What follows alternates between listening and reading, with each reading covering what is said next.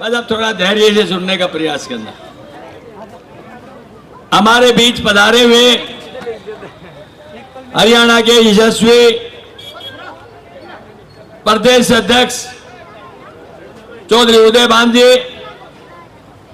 साथ में आए हुए सभी पंची सरपंची नंबरदार साहिबान, आदरणीय हरि सिंह जी, उपस्थित सभी हमारे सम्मानित बुजुर्गों, जहां तक मेरी आवाज पहुंच रही हो, मेरी आदरणीय माताओं बहनों, नौजवान साथियों, प्यारे भाइयों और प्यारे बच्चों, आज ये हमारा सौभाग्य है कि इस चुनावी सभा के माध्यम से चौधरी उदय भान जी का भी आना इस पावन स्थल पर हुआ।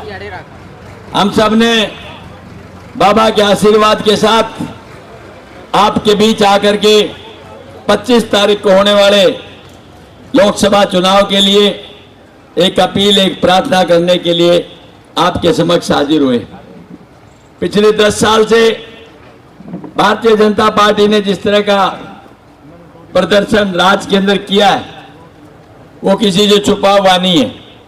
अनेकों वादे किए, अनेकों झूठे बोली, लेकिन एक वादा और एक ऐसा काम नहीं किया जिसे दुनिया में कहा जा सकता है कि वाक्य में एक भारतीय जनता पार्टी ने कीर्तिमान स्थापित किया। मिला तो क्या मिला? सबसे ज्यादा बेरोजगारी, सबसे ज्यादा महंगाई, नोटबंदी, कोविड के अंदर मिसमैनेजमेंट और सबसे ज्यादा भ्रष्टाचार। और जो इनके पास आए वो स्नो व्हाइट का धुला हुआ इंसान, और जो इनसे बाहर हो उसके पीछे सब संवैधानिक संस्थाओं का घेरा। यह है इनकी कार्य प्रणाली।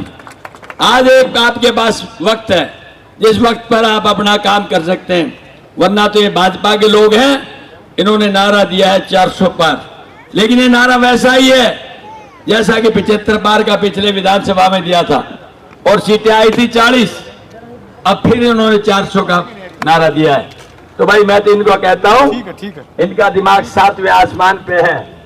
और मैंने हमेशा कहा है कि मत कर इतना गुमान है भाजपा के हुक्मरानों, हमने तो देखा है चढ़ते सूरज को भी ढलते। तुमने सत्ता में शीर्ष स्थान हासिल किया है, आज इस जनता के सामने नीचे जाने वाले तुम सबसे पहले आदमों को धराते।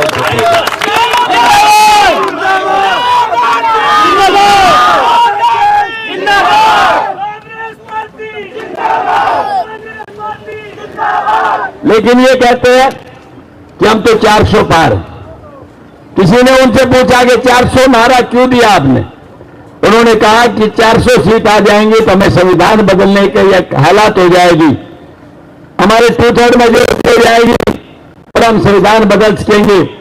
मैं आपसे कहना चाहता हूं, ये महान जनता जानती है कि संविधान बदलने के पीछे उनका लक्ष्य क्या है, लेकिन जनता कहती है अब भाजपा के लोगों तुम क्या संविधान बदलोगे?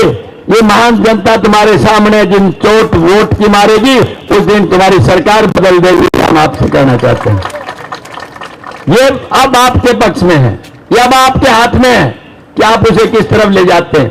वक्त के तराजू में सब कुछ टूटता है। यहां देखेंगे आपका पक्ष कहां है? सिर्फ कांग्रेस पार्टी का। आपका विकल्प कौन है?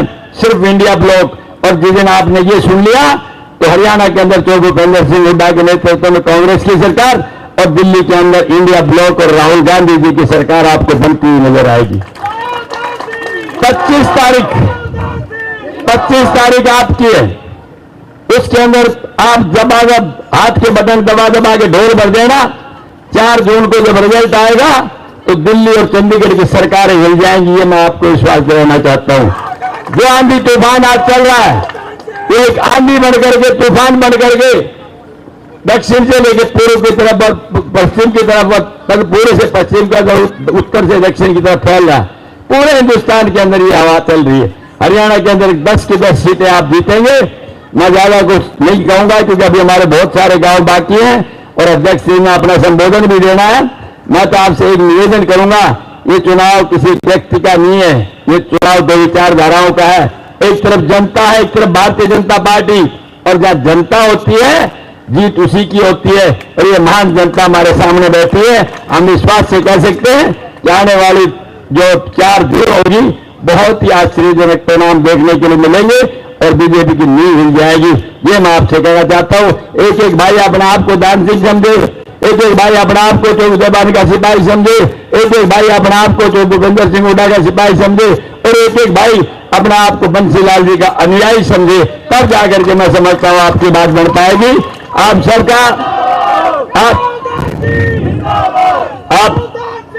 आप सबने इतना मान सम्मान दिया, उन सब का, मेरे नौजवान साथियों का, जिन्होंने इतनी रुचि लेकर के ने इस कामयाब किया सभा को। ज्यादा कुछ नहीं कहते, मैं एक विश्वास दिलाता हूं कि मान सम्मान की पगड़ी आपने दी है, इसको हम ऊंचा उठा करके रखेंगे, नीचे नहीं जाने देंगे। जय हिंद, जय भारत। और अब मैं निवेदन करूंगा तो हीरे भांजी से कि वो आए और आपको संबोधित करें। इसी पे